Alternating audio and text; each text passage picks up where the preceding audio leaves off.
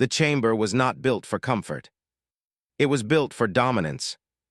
Cold black metal curved upward like the ribs of a giant beast, closing the room in on itself.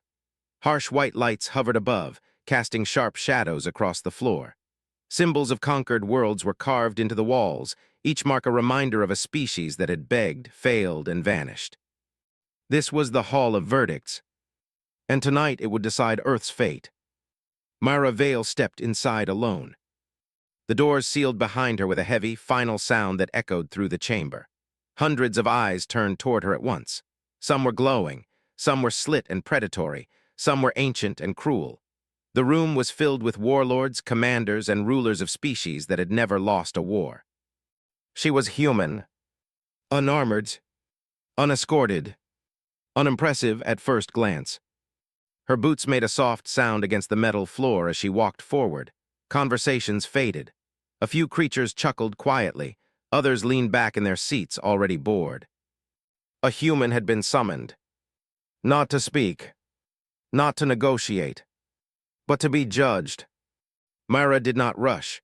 She did not look down. She did not bow. Her face was calm, almost distant, as if she were walking into a meeting she had attended 100 times before. Rows of seats stretched ahead of her. The front rows were filled with the powerful, massive creatures wrapped in armor grown from bone and steel, beings whose hands had crushed planets into submission. The middle rows held generals, strategists, and executioners. The back rows were nearly empty. The last seat waited. It was smaller, lower, slightly damaged, as if no one expected it to be used again. The seat of the disposable. Myra walked past every open chair. She reached the very end, and she sat down. For a moment, nothing happened. Then the room shifted. It was subtle, almost invisible, but predators felt it the way prey feels a storm coming. A strange pressure settled into the air, not fear exactly, something colder. Uncertainty. Myra rested one arm on the chair.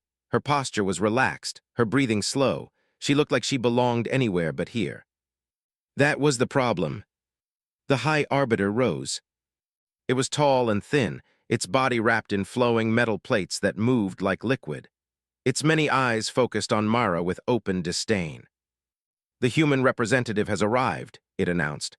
Late, unarmed, and seated in the lowest place. Soft laughter rolled through the chamber. Myra did not react. "Do you understand where you sit, human?" the Arbiter asked. "Yes," Myra said calmly. Her voice was quiet, but it carried. "It's where you put the ones you expect to break." The laughter faltered. The Arbiter's eyes narrowed. "Your species stands on the edge of extinction. Your colonies burn. Your fleets scatter like frightened animals. Why should this council waste time on you?" Myra tilted her head slightly, as if considering the question. "Because," she said, "if you didn't need us alive, you would have killed us already." Silence fell.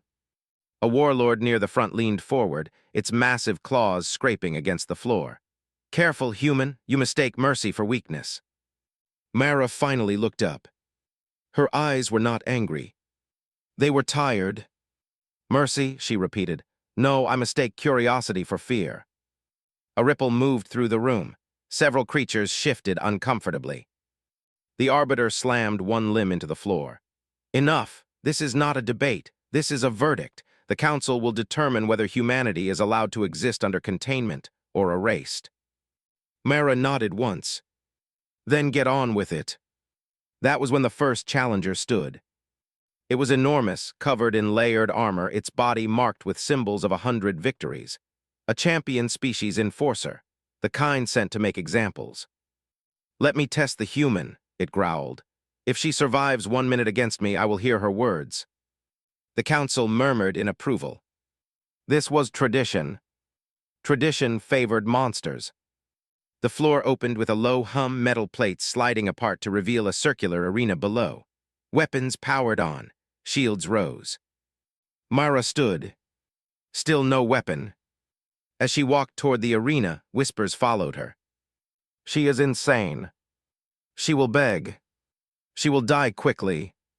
Myra stepped into the ring.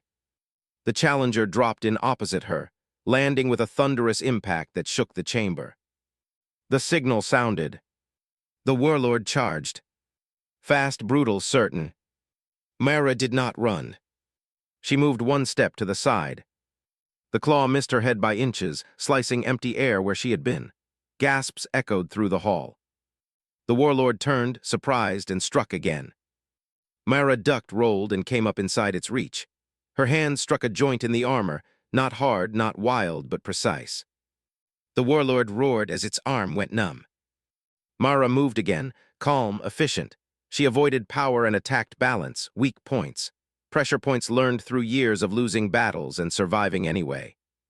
This was not a fight for glory. This was survival. The minute passed. The warlord staggered, dropped to one knee. Alive. Defeated.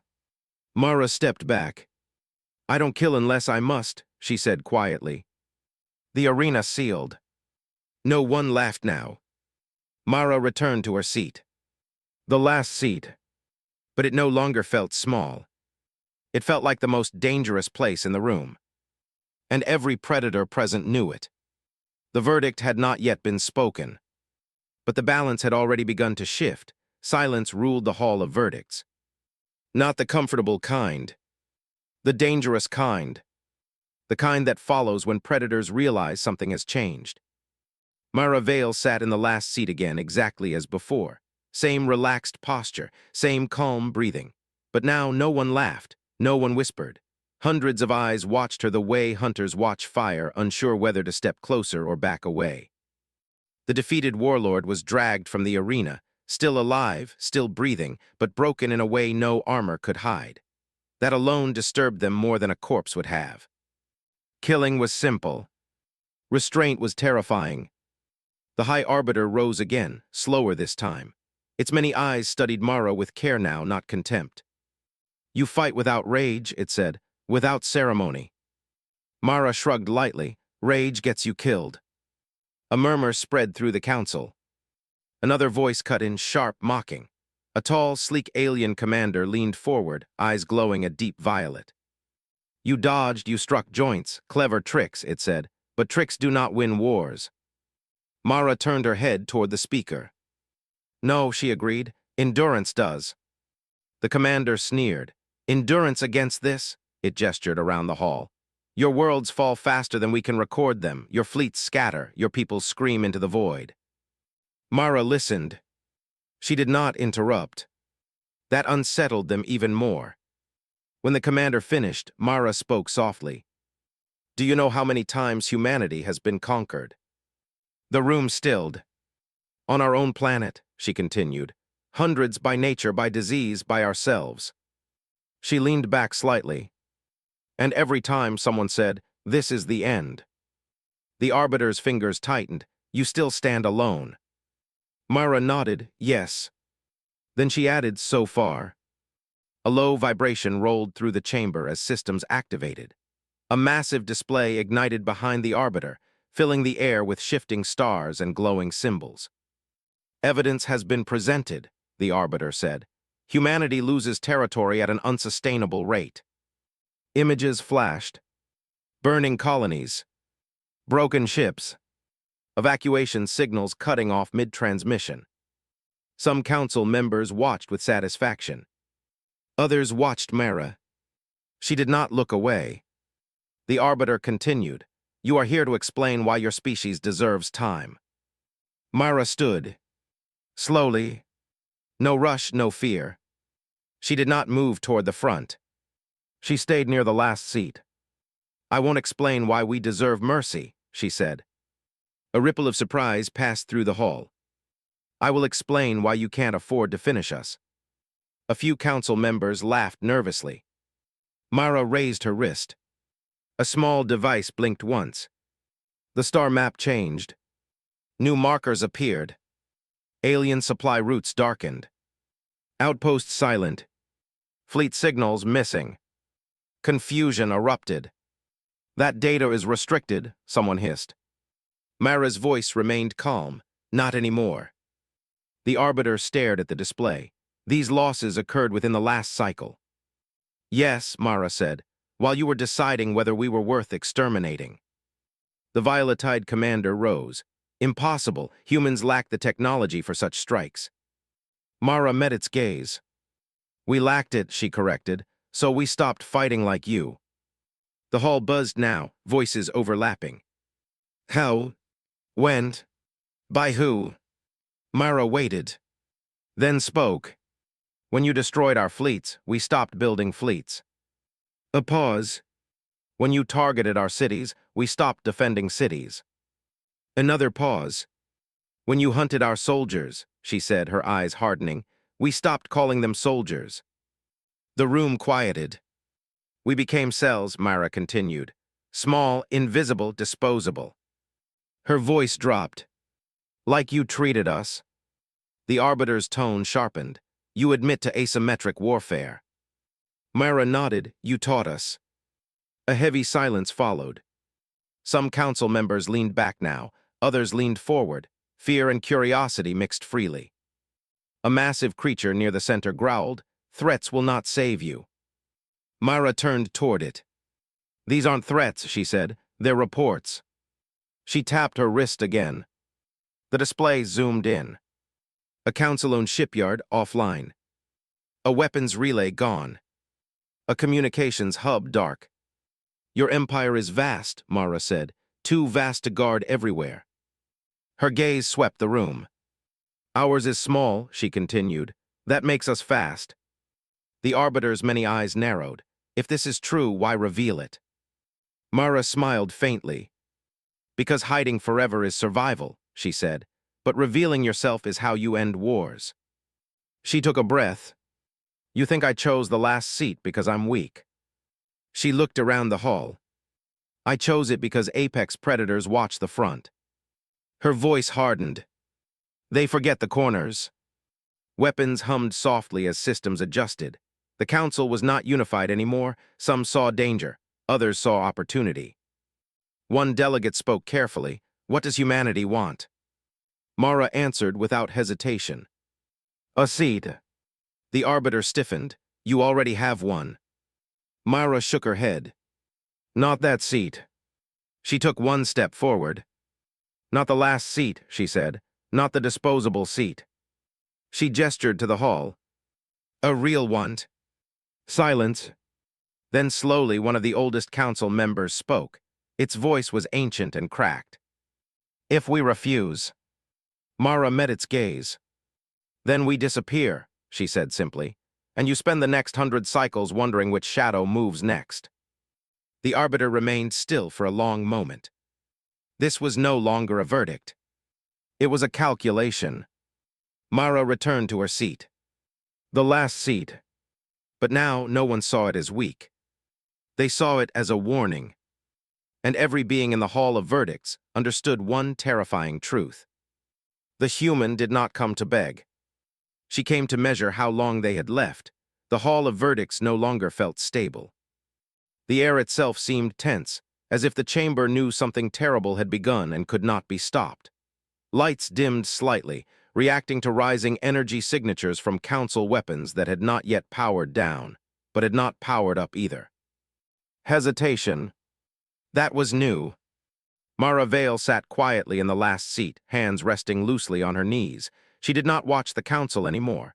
She watched the exits, the ceiling, the way some delegates leaned subtly away from her while others leaned in. Fear did not announce itself loudly among predators. It showed up as caution. The High Arbiter broke the silence at last. You speak of losses, of sabotage, of shadows. Its voice echoed, but it lacked earlier confidence. Yet you remain one human, one body, one life. Mara looked up slowly. Yes, she said, that's the part you still don't understand. A heavy-set warlord near the front rose to its full height, claws clicking against the floor. Enough games. You have embarrassed one of ours. You have disrupted supply lines. But this council has crushed civilizations with far greater resistance. Mara nodded. I know, she said. That answer unsettled the room more than defiance ever could. The warlord continued. Then explain why you sit there so calmly, human, why you do not beg, why your heart does not race. Mara inhaled. And for the first time since entering the hall, she let her voice soften. Because, she said, this isn't the first time I've been the last one left. The chamber grew quieter. I was born on a colony you erased, Myra continued. It didn't even have a name in your records, just a number. Her eyes unfocused slightly, drifting into memory. When the alarm sounded, we ran. When the sky burned, we hid. When the evacuation ships didn't come back, we learned. She swallowed once. They took my family first, then my city, then my planet. No anger colored her words. Only fact. The arbiter shifted. Then you admit your hatred. Myra shook her head. No, she said. Hatred burns fast. We needed something that lasted longer. The old delegate spoke again, voice low. And what did you choose instead?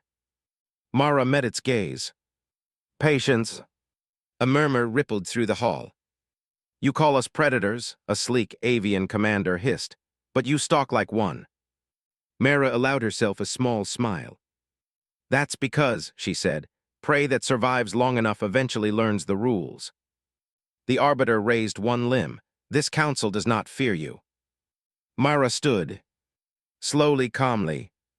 I know, she said, you fear uncertainty. A sudden alert chimed softly through the hall. Then another. Then several. Delegates checked their personal displays. Whispers turned sharp. What system is this? That relay went silent. Our fleet has stopped responding. The arbiter's eyes flashed. What have you done? Myra did not move. Nothing new, she said. This was already happening. The arbiter stepped forward. Then why tell us now? Myra's voice hardened. Because this is the moment when killing me becomes a mistake. Silence slammed into the chamber like a physical force. One of the council members snarled, You threaten us with chaos. Myra nodded, yes. Then she added quietly, An order if you choose it.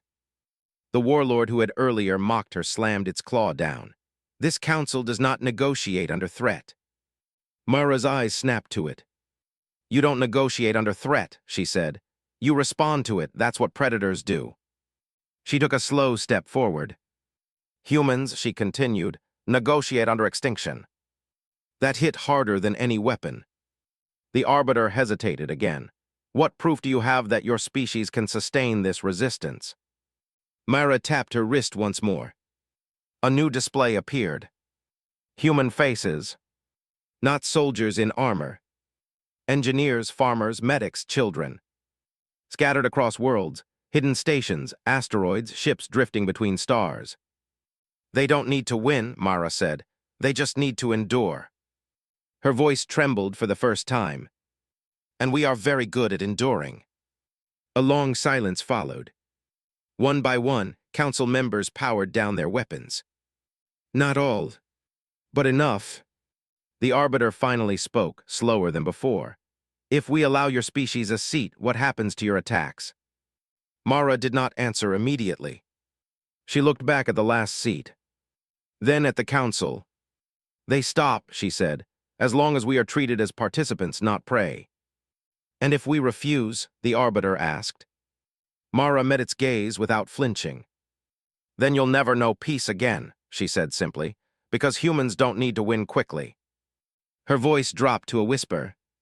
We just need to be impossible to erase. The Hall of Verdicts fell silent. Predators who had ended galaxies now faced a different equation. Not how to kill, but how to live with something that would never stop coming back. Myra returned to the last seat. She sat, and for the first time in the history of the council, no one dared to call it the weakest place in the room.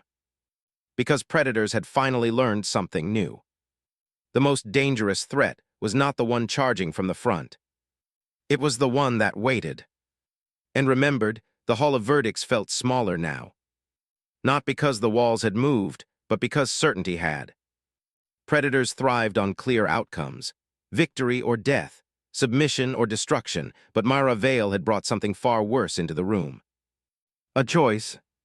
The High Arbiter remained standing, unmoving, its many eyes fixed on the human in the last seat. For the first time in its long existence, it did not know which future led to survival. You speak of endurance, the Arbiter said at last. Yet endurance alone does not win wars. Mara looked up calmly. No, she agreed, it ends them. A low growl rolled through the chamber.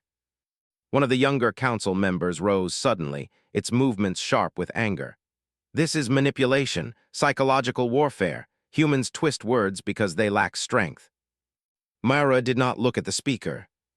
Instead, she addressed the room. Strength is loud, she said. It announces itself, it demands attention. Her eyes moved slowly from face to face. Survival, she continued, is quiet, it waits. The younger council member snarled and stepped forward. Enough, give me permission, Arbiter, I will end this farce now. Weapons hummed louder. Several council members shifted away from the human. Others leaned in, tense. The Arbiter did not answer immediately. That pause stretched. Mara felt it in her chest. This was the moment, the narrow edge where everything tipped one way or the other. She stood. Not to threaten. Not to fight. I know what you're thinking, she said softly. You think killing me solves this. The younger council member hissed. It does. Mara met its gaze for the first time. No, she said, it just makes me a symbol. The room froze. Humans are very good with symbols, Mara continued. We build them out of loss. She took a slow breath. If I die here, she said, every cell I showed you goes dark on purpose. Every hidden group activates. Every ally we made among your lesser species stops hiding. Her voice did not rise. It didn't need to. You won't face an army, she said. You'll face a memory. The Arbiter's eyes flickered. You presume much. Mara shook her head gently. I lived it. The Arbiter turned, addressing the full council now. If we allow humanity a seat, we weaken our image. Others will resist. Mara spoke before anyone else could. They already are. She gestured subtly. You built an empire on fear, she said. Fear works until it teaches people how to live without hope. Her jaw tightened. That's when they stop caring if they survive. A long, heavy silence followed. The oldest council member spoke again, its voice trembling with age. You gamble everything on the idea that we will hesitate. Mara nodded. Yes. Why, the Ancient One asked. Why trust predators to choose restraint? Mara's eyes softened. Because even predators fear extinction, she said, and I just showed you what it looks like. The younger council member snarled again, but this time its voice wavered. You expect us to believe you control this chaos. Mara looked tired now. I don't control it, she said. I survived it, and so did millions of others. She lowered herself back into the last seat. I'm not your queen, she said. I'm your warning. The Arbiter finally raised both limbs. Silence, it commanded. The weapons hummed, then powered down. Not all of them, but enough. The Arbiter turned back to Mara. You have forced this council into unfamiliar territory, it said. Your species has suffered greatly. Mara did not answer. And yet, the Arbiter continued, you come not with demands for revenge. No, Mara said, revenge ends quickly. What do you want, then? The Arbiter asked. Mara closed her eyes for a moment. She saw her homeworld burning. She saw her family vanish into smoke. She saw the long years of hiding, running, rebuilding, losing again. When she opened her eyes, they were steady. I want humanity to stop running, she said. Her voice cracked slightly. I want our children to sleep without alarms, she continued. I want us to build instead of hide, and I want you to understand something. She looked around the hall. You didn't make us strong. Her voice hardened. You made us lasting. The Arbiter absorbed this in silence. Then it did something no one in the chamber had ever seen before. It sat down. Gasps echoed. This council will recess, the Arbiter announced. We will deliberate. Mara did not smile. She knew what deliberation meant. Time. And time was humanity's greatest weapon. As council members began to leave, many cast glances back at the last seat, some with fear, some with respect, some with something close to awe. Mara remained seated. Still, watching, waiting, because she knew something they were only just beginning to understand. The moment predators stop rushing to kill, they've already lost control. And humanity was very patient about what came next. The hall of verdicts emptied slowly. Predators did not rush when they were unsure. They moved with caution, with measured steps, as if the floor itself might turn against them. One by one, council members exited through towering gates, their whispers sharp and uneasy. Mara Vale stayed where she was. The last seat. The lights dimmed as sections of the chamber powered down. The massive arena floor sealed completely, erasing all signs of the earlier fight. Only faint scorch marks remained, scars in metal that refused to forget. Mara rested her hands on her knees and breathed. In, out. Her heart was steady, but her body felt heavy now. Adrenaline faded, pain returned. Old wounds reminded her they were still there. She was tired.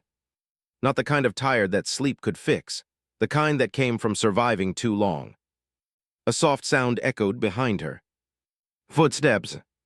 Myra did not turn. You should not be alone, came a voice. Calm, controlled, female but not human. Myra replied without looking back. Then sit. There was a pause. Then the sound of another body lowering into a nearby seat. Not the last seat, but closer than any council member had dared before. I am called Valeth, the voice said. I speak for 3 allied systems. Myra nodded slightly. Then you're braver than most. Valeth gave a quiet, humorless sound, or more afraid. That earned a small smile from Myra. For a moment neither spoke. The vast chamber hummed softly around them, empty now, but still heavy with what had been said. You threatened an empire today, Valeth said at last. Myra corrected her gently. I described consequences. Valeth studied her. Do you truly believe humanity can survive what follows? Myra closed her eyes. This was the question they never asked out loud. Yes, she said after a moment, but not without scars. Valeth's voice lowered. Many believe the council will decide to erase you anyway, slowly, quietly. Myra opened her eyes. I know, she said. Then why stay, Valeth asked. Why not flee, hide again? Myra's jaw tightened. Because hiding taught us how to survive, she said, but standing teaches us who we are. Valeth was silent. Myra leaned back slightly in the last seat, metal cold against her spine. They think this ends with a vote, she continued. They think power lives in decisions. She shook her head. Power lives in momentum. Valeth looked at her sharply. And you believe you have it. Myra did not answer right away. Instead, she reached into her jacket and pulled out a small, worn object. A patch of faded fabric, burned at the edges, a symbol barely visible. My brother wore this, she said quietly, on his uniform. Valeth waited. He died protecting a refugee ship, Myra continued. No weapons, no chance, he bought time. Her fingers tightened around the cloth. Humanity is built from people like that, she said. Not heroes, just people who refuse to stop. Valeth exhaled slowly. If the council votes against you. Myra looked up. Then this meeting becomes history, she said, and what follows becomes legend. Valeth stood. I will speak in your favor, she said after a long pause. Not because I trust you. Myra met her gaze. But because you've already changed the room, Valeth finished. When she left, the hall fell silent again. Myra was alone now. Truly alone. She allowed herself one moment. Her shoulders sagged, her breath hitched just once. She thought of Earth, of hidden stations drifting between stars, of children learning to whisper instead of laugh, of elders teaching maps by memory because screens could not be trusted. She whispered, barely audible, hold on. Hours passed. Or maybe minutes. Time blurred in places like this. Then the lights brightened. The council returned. This time, no laughter, no casual cruelty. They took their seats with the gravity of beings who knew the universe had shifted. The High Arbiter stood. Human representative, it said. This council has reached a decision. Myra stood. Her heart beat once. Twice. We acknowledge that extermination will not end your species, the arbiter continued. We acknowledge that continued conflict carries unacceptable cost. Murmurs rippled. Mara remained still. However, the arbiter said, recognition is not granted lightly. Mara met its gaze. Nothing worth surviving ever is, she said. The arbiter's eyes narrowed. Humanity will be granted provisional status, it announced. Observation, limited autonomy, no expansion. A sharp intake of breath echoed from some delegates. This was not full acceptance. But it was not death. Mara exhaled slowly. And if we violate your conditions? She asked. The arbiter replied coldly, then you will be erased. Mara nodded. That's fair, she said. A ripple of confusion passed through the council. You accept this? The arbiter asked. Mara's eyes hardened. No, she said, I acknowledge it. She took one step forward. But understand something, she added. We didn't survive this long by following rules written by our enemies. Silence. The arbiter stared at her for a long moment. Then it said, this session is concluded. The hall began to empty again. But this time, eyes followed Mara with something new. Not fear. Not contempt. Calculation. Mara walked toward the exit. As she passed the last seat, she paused. She touched it once, then kept walking, because the most dangerous thing about humanity was never where they sat. It was that no matter where you put them. They learned how to stand. The corridor beyond the Hall of Verdicts was long and narrow, carved from the same black metal as the chamber behind it. The doors sealed with a heavy sound, cutting off the council, the judgment, and the last seat forever. Mara Vale walked alone. Her steps echoed softly, each one slower than the last. Now that it was over, at least for today, her body finally allowed itself to feel everything it had been holding back. Her muscles burned, old scars ached, her hands trembled once, then stilled. She had not won. She had survived. That would have to be enough. A soft light followed her path, activating as she moved. The station felt different now, less hostile, more alert, as if it was watching her the same way the council had. Carefully. Halfway down the corridor, a voice spoke from the shadows. You should not walk alone. Mara stopped. She did not reach for a weapon. She didn't have one. I usually do, she said calmly. A figure stepped into the light. Tall, broad-shouldered, armored but without insignia, not a council guard. Something worse. I speak for those who oppose today's decision, the figure said. Its voice was low, controlled, dangerous. Mara studied it. You're early, she said. The figure tilted its head. You expected this. Yes. It took another step closer. You embarrassed powerful beings, you forced hesitation. That kind of thing gets corrected. Mara nodded, I know. The figure's hand moved slightly. A hidden blade slid into place with a soft mechanical sound. You could still leave, it said. Disappear, humanity could go back to hiding. Mara shook her head. No, she said, that time is over. The blade flashed. Mara moved. Not fast. Precise. She stepped into the attack, not away from it. Her hand struck the attacker's wrist, twisting sharply. The blade clattered to the floor. She drove her elbow into its chest, then swept its legs out from under it. The figure hit the floor hard. Mara was on it instantly, knee pressed to its chest, forearm at its throat. She did not kill it. She never did unless she had to. You're afraid, she said quietly. The figure struggled. You should be. Mara leaned closer. I am, she said. That's why I'm dangerous. She stood and stepped back. Tell them this, she continued. If they want humanity erased, they'll have to do it loudly. No more shadows. The figure hesitated, then fled. Mara exhaled slowly. So it had begun. Hours later, Mara stood at the viewport of a small transit ship. Stars drifted past like scattered embers. The ship was taking her to a neutral outpost, a temporary holding place while the council observed humanity's behavior. Observation. She almost laughed. Behind her, a door opened. Valeth entered, her movements careful, respectful. "They tried to kill you," Valeth said. "Yes," Mara replied. "That was always going to happen." Valeth studied her. "You stopped them without taking a life." Mara's reflection stared back at her in the glass. "Every life I don't take makes my point louder." Valeth folded her arms. "You are forcing change faster than many expected." Mara turned. "Change always feels fast to those in power." Valeth hesitated. "Some council members are afraid you will become a symbol." Mara's lips curved slightly. "Too late." They stood in silence for a moment. "What happens now?" Valeth asked. Mara looked back to the stars.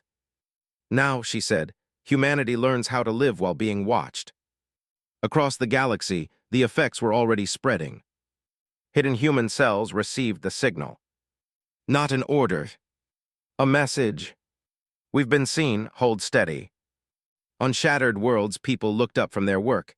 Engineers paused. Medics stopped running. Children stopped whispering. Hope did not explode. It crept in slowly, cautiously, like something fragile. On a drifting station near a dead star, an old man replayed the council broadcast for the 10th time.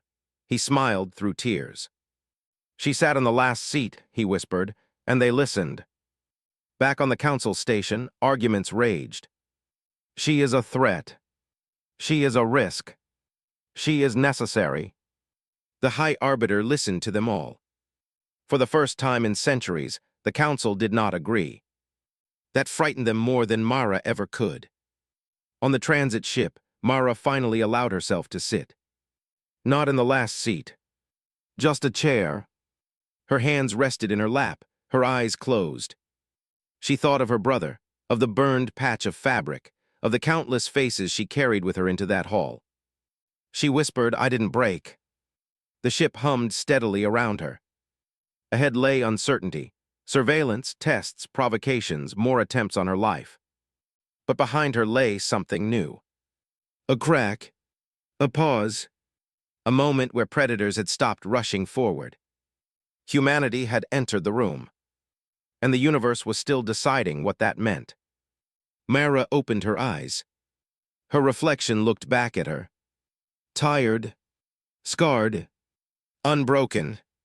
She did not know if she would live to see the end of this war. But she knew this. Humanity was no longer hiding. And once prey learns how to look its hunters in the eye, the hunt is never the same again. The universe did not explode into war.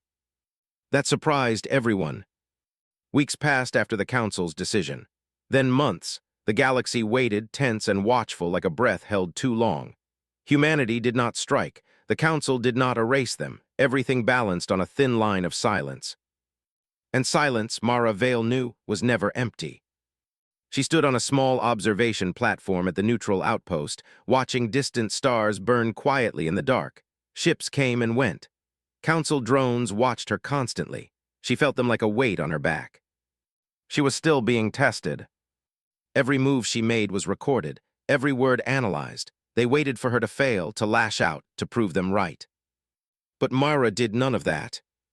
She helped rebuild supply routes for neutral worlds. She negotiated prisoner exchanges. She spoke to species humanity had never met before, not as a conqueror, but as a survivor. And slowly, something dangerous happened. People listened. Not just humans. Other species began to talk quietly about resistance, about choices, about what it meant to exist under an empire built on fear. The council noticed.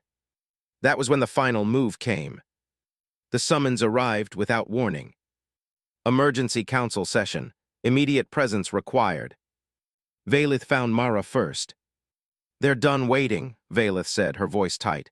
"This will not be another debate." Mara nodded. "I know. You may not leave that chamber alive," Valeth added. Mara met her gaze. "Then I'll make sure what stays behind matters." The Hall of Verdicts looked the same. Cold, vast, cruel. But it felt different now. When Mara entered, no one laughed. No one spoke. She walked forward alone again. Past the front rows.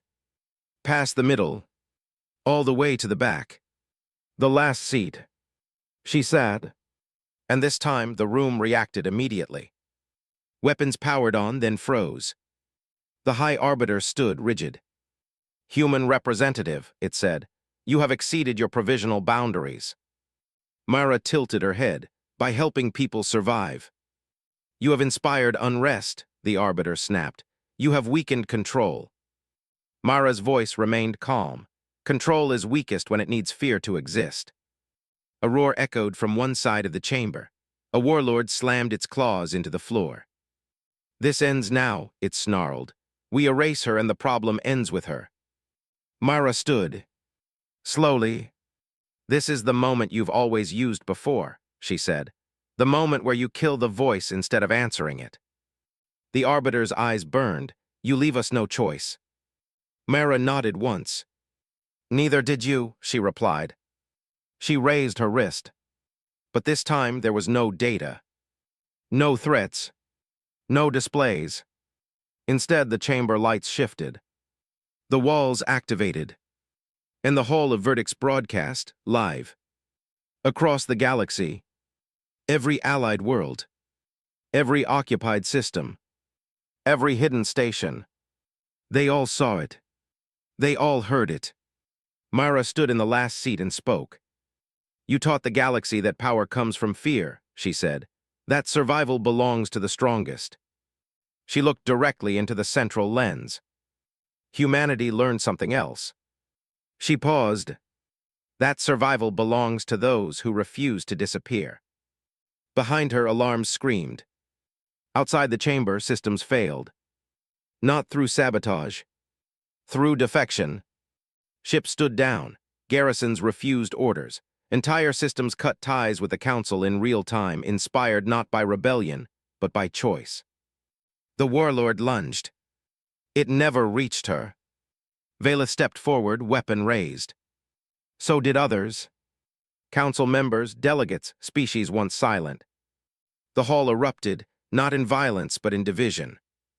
The Arbiter roared, "This is treason." Mara spoke one final time. "No," she said, "this is consequence." The Arbiter stared at her. At the human. At the last seat. And for the first time, its voice broke. "What do you want?" it asked. Mara breathed in. She thought of her brother, of Earth, of children who no longer whispered. "I want the last seat gone," she said. Silence. "I want no species to be disposable," she continued. "No more corners, no more shadows." The Arbiter looked around. At a room that no longer obeyed. Slowly, it lowered itself. "The Council yields," it said. Weapons powered down. Across the galaxy, the broadcast ended. Mara left the Hall of Verdicts alive. Not as prey. Not as a symbol alone. But as proof. Years later, historians would argue about that day. Some would say humanity won through strategy. Others would say endurance. Mara knew the truth was simpler. She chose the last seat because it was the only place no one protected. And when she survived there, the room had no choice but to change. On Earth, children would grow up hearing the story. Not of a great battle, but of a woman who sat still among monsters and made them realize they were no longer the only predators in the room.